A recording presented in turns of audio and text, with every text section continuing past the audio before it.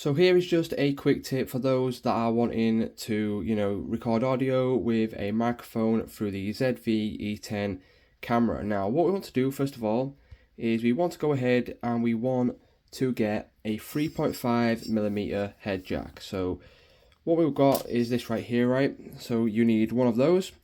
And then once we've got one of these, you need to go ahead and then plug it into your microphone. So you want to plug it in. So this is the Blue Yeti, right? So you want to plug it in to this little port right there. And then once you've done that, what we can then do is go on to the next step. From here, what I want to do is go over to the camera. And if I just close this up right here, you can see under this little flap, there is a little option for a little jack right here. So what you want to do is plug in your 3.5mm jack into this port right here. And then once you've done that, you are pretty much good to go. So what we want to do now is we want to go over to our camera. We want to click on the FN button right there.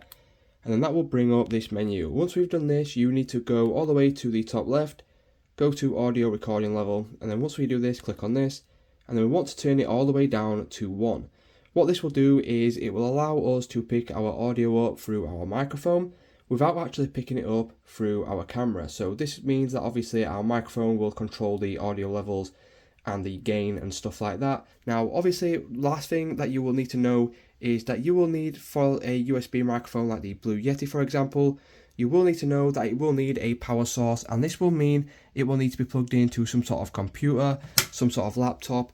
And then once you have done this, you are good to go. You can't plug this into a USB into the wall socket. You've got to do this into some sort of computer, laptop, or anything like that. And then once you've done that, you are pretty much good to go. You will then be able to record your audio through your Blue Yeti or any other microphone that you wish to use with your Sony ZV-E10. So it's just that simple. Thank you very much for watching. I hope this helps, and I will see you in the next one.